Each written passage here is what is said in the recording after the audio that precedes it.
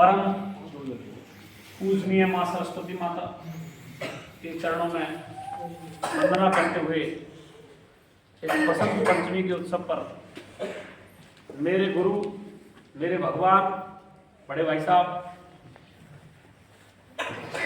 आज के छोटे छोटे नन्हे नन्हे बच्चों के अभिभावक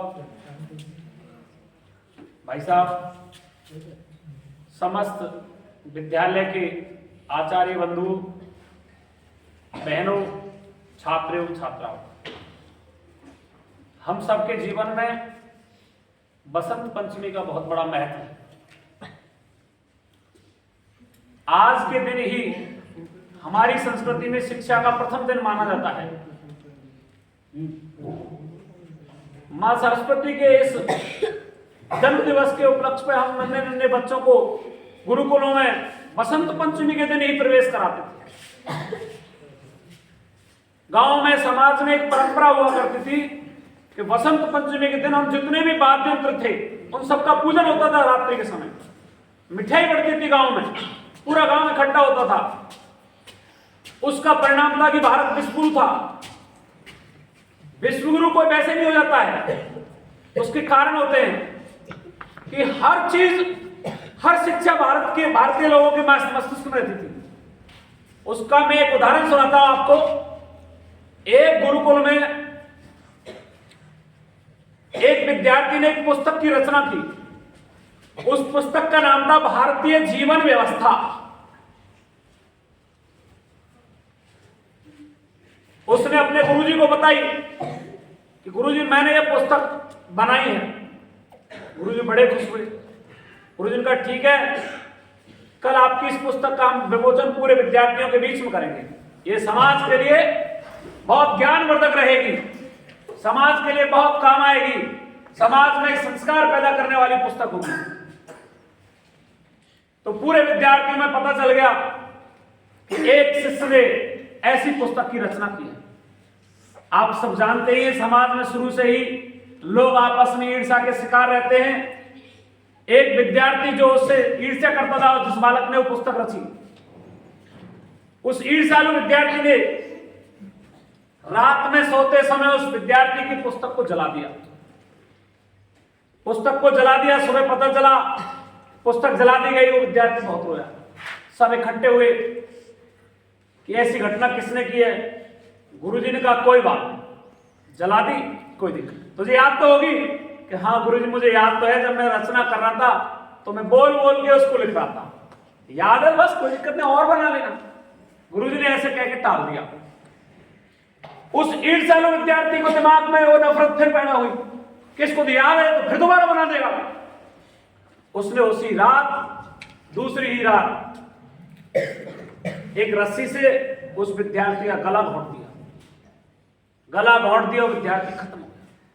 पूरे गुरुकुल में हंगामा खड़ा हो गया। वो विद्यार्थी मार दिया, वो विद्यार्थी मार दिया। सब इकट्ठे हो गए। वो ईर्ष्यालु खुश हो रहा था कि अब तो कंटिन्यू। परंतु गुरुजी को तो पता था, सब कुछ पता था गुरुजी को कि क्या हो रहा है। वो तो समाज को एक अच्छी दिशा देना चाह रहे थे। तो उन्होंने सबको इकट्ठा किया। कोई दिक्कत नहीं है, किसी दुष्ट आत्मा ने या दुष्ट प्रवृत्ति के व्यक्ति ने ऐसी घटना की है हमारे विद्यार्थी साथ में, लेकिन उसका जो विचार है यह समाप्त नहीं होने वाला है, इसलिए चिंता नहीं करें। वो पूरी पुस्तक जब उसने बनाई थी, जब मेरे पास शाम को आया था तो उसने मुझे सुना दी थी, तो मुझे अच्छी लगी, इसलिए मैंने उसको विमोचन के लिए कह दिया था। तो चिंता नहीं करें, वो पुस्तक मुझे भी याद है, गुरुजी ने कहा। तुरंत एक विद्यार्थी खड़ा हुआ कि गुरुजी जब वो आपको सुना रहा था तो मैं उसके साथ आया था और वो पुस्तक मुझे भी याद हो गई। तुरंत तीसरा बोला एक विद्यार्थी कि गुरुजी वो पुस्तक लिख रहा था तो मैं अधिकतर उसके साथ खेला कूदा करता था, वो पुस्तक मुझे भी याद हो गई। फिर चौथे दिन वो पुस्तक मुझे भी याद थी। सब लोग कहने लगे गुरु पुस्तक मुझे भी याद थी। तो वो ईर्ष्यालु व्यक्ति था, वो धरा का धरा रह गया, किस किस को मारेगा। ऐसे ही हमारी सोच थी। हम सबके दिमाग में हमारे गुरुकुलों के द्वारा सारी विद्या रटी जाती थी, लेकिन कालांतर में कुछ विदेशी आक्रांताओं की वजह से हमारी संस्कृति को धीरे धीरे नष्ट कर दिया गया और हमको लिखने की परंपरा डलवा दी गई और हमारी एक सोच बना दी। और आजकल कहते भी लोग, बुजुर्ग कहते हैं रटंत विद्या फलंत नहीं, कहते ना रटंत विद्या फलंत नहीं। ये पद्धति उन लोगों ने हमारे अंदर सेट की कि जिससे कि रटे नहीं। लेकिन हमारे गुरुजी क्या कहते थे, रटंत विद्या इज दी बेस्ट विद्या।